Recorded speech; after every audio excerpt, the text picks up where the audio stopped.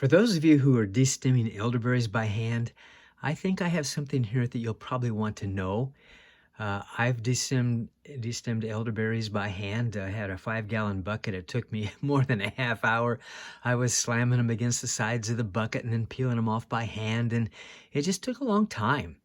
And then I ran across something, what was it, yesterday, that really got me kind of excited. And so I want to share that with you, and I think you might get excited too if you're destemming your elderberries by hand and if you're not doing this particular method.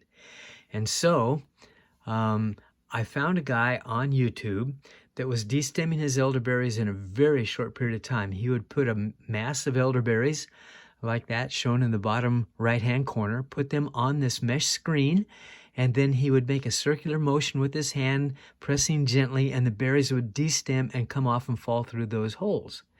And he did this with a large group of berries in just 5 seconds. I was so impressed, I couldn't believe it. And so I went on the search. Where do you get one of those big screens, or whatever it was? I don't need one that big, but anyway, I found another guy that he used chicken wire, and he built a wooden frame, and he builds them and sells them for people.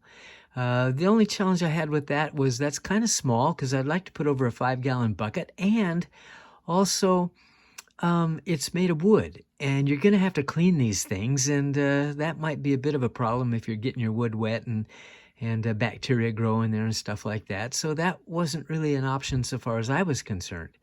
And then there was a lady who came on, and she showed how to do the elderberries. It took her a lot longer using that circular motion on a wire mesh. And not only that, she was using what was called a gold panning classifier. I know something about gold panning classifiers because I have spent hours and hours out there in the field and finding gold. I sold my gold. I had an ounce of flour gold, and I had a nugget the size of my thumbnail and a nugget the size of my first fingernail, and it was so much fun. But so I know what gold panning classifier is, and she was using that. Problem is, those are only 1/4-inch squares, and look at the problem that's created. She's running around, rolling this around for quite a few minutes, and she's not getting all the berries off, and a lot of those are not falling through because the quarter mesh is too small. She really needs a 1/2 inch, and but the gold panning classifier doesn't come in 1/2 inches. It wouldn't work for a classifier for gold panning if they were a 1/2 inch, not for the gold panners. And anyway, so I saw this bucket that another individual had. He had also the stainless steel screen mesh, 1/2 inch, but look at all the corners. They're sharp and jagged, and he said a friend gave it to him, and I thought, well, okay, if that's what it takes. I went online, I looked, and I bought a piece, 24 inches by 24 inches. It cost me, oh my goodness, I'm embarrassed to say, it cost me over $64 plus shipping.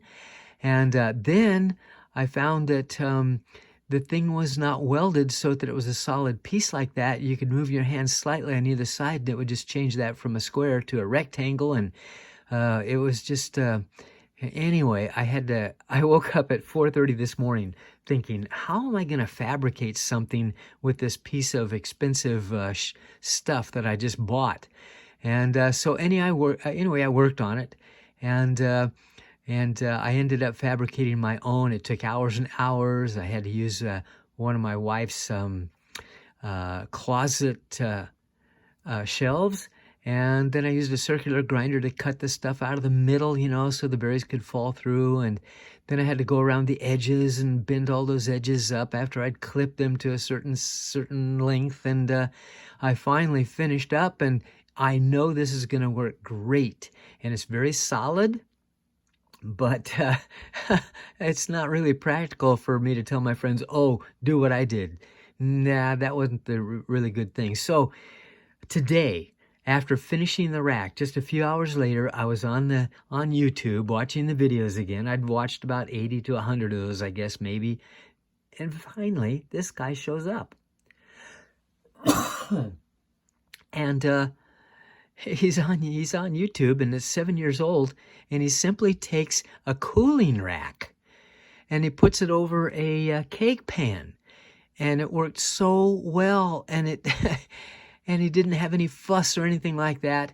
And so went on Amazon and found out, hey, here's a cooling rack. It's 11.5 by 16.5. That's great. If I wanted to put over a 5-gallon bucket, a 5-gallon bucket measures 12 inches across. This will work really well, and cost $20 plus shipping if you don't have Amazon Prime. And if you do have Amazon Prime, then it's free shipping, and they'll get it to you in about 2 days. And so what a deal this was. And not only that, but you can put it in and wash it in the dishwasher. It's just, I was so excited and bummed out at the same time to find that, because I already have my rack, it's already made, and I just thought that there would be a lot of people out there that would want to know this, because when it comes to destemming those elderberries, there's got to be easier methods out there, and I think everybody who sees this, who's destemming by hand, would appreciate this information. Hey, if you have any comments, now I'm not monetized on YouTube. I don't make any money. I just do this for friends and family, but you might want to share this with other friends who are also destemming by hand. Yeah, I hope you appreciate this information.